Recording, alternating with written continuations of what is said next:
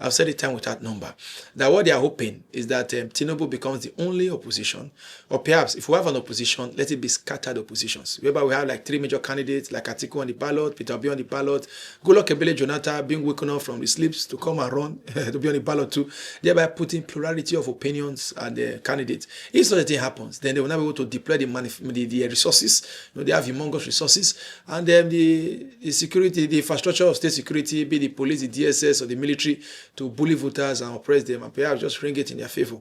But if we have a united opposition, whereby perhaps we say, let's say, a Peter Obi and an Atiku unanimously synergizing on a platform going against the APC, where we also know that with the death of Buhari, President Muhammadu Buhari, that the Atiku now stands as the most prominent leader in the North, having gotten the backing of the vocal voices like El-Rufai, that the North may likely want to go one way, because this government are proven to be very nepotistic in its appointment and allotment of resources. We saw how humongous resources have been deployed in favor of Lagos State, where the man has rewritten all the tax laws to ensure that Lagos State benefits paramountly, and all the humongous projects, starting with the coastal road down to the renovation of the Murtala Mohammed Airport that was copying 712 billion, to renovation of the 10 million bridge, to the gauge train station, and all the appointment of political oppositions. They've all been targeted and tailored to Lagos State. And all of those tailoring is because the man has seen Lagos State as his own private property.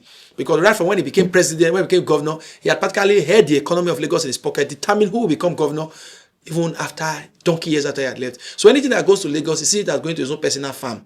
So that's why he wants to tailor Nigerian resources and put them in Lagos, so they can go back to Lagos according to control. Notwithstanding, he will also ensure that he reduces and breaks, demoralizes the Nigerian democracy, so that if he comes back in 2027, after 2027, he will determine who will become the next president on forward, just as he had done in Lagos. So that's why it's only the Northerners that we want to see also the political dilemma. Because many have said, oh, Shadrach, you guys a Southerner, a vocal Southerner voice. Why are you not speaking against the interests of the South? Will it not be good for us to have two Southerners to complete their tenure? And I asked them, since Tinubu met Tinubu from the South, my Southern brother has been president, tell me one thing I have benefited from him that a Northerner did not benefit. Because the same the sentiment holds for Christian-Muslim tickets.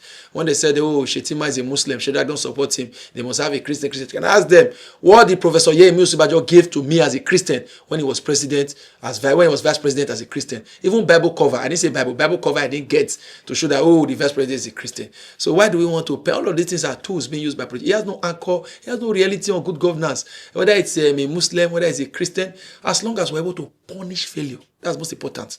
Punish failure, punish clueless governance, Nigeria will never be able to make headway. All right, come to 27. Who would you support if the choice were to be yours to make? I could say, oh, I want to support one Mr. Ayo Balogun or Mr. Kemi Timothy, because the man has the requisite competence and character. I've seen him, I know him. But that man may just be one man in my streets. It's like the context of, say, the most beautiful woman in Nigeria. The most beautiful woman in Nigeria may just be having 2 children in her husband's house, trying to manage life. It's the most beautiful woman among those that presented themselves in the competition. Let us be aware of that. So if we're talking of who will be the next Nigerian president, it's on those people that we know can contest and win. Not just because I have an opinion that this man is the best and is in his house. Among the candidates that can win, we only know there are only 3, because they've been on the ballot before, they've tested the waters, and they have a national spread, which is Goodluck Ebele Jonathan, Peter Obi, and Atiku. And among these 3, the advantage is clear for Alhaji Atiku Abubakar, because he's from the north, and it's easy for the northerners to mobilize to displace a SATA candidate, that for a SATA candidate to get votes, to displace a fellow SATA candidate.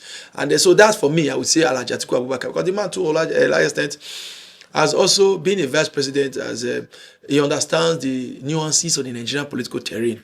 He knows what is needful, he knows what is obtainable, he knows where the team may pinches, and he has the clout and the capacity to mobilize the needed votes. And he has the personality to battle power with a desperate all-ruling APC, the All Progressive Congress, currently ruling in Nigerian democracy.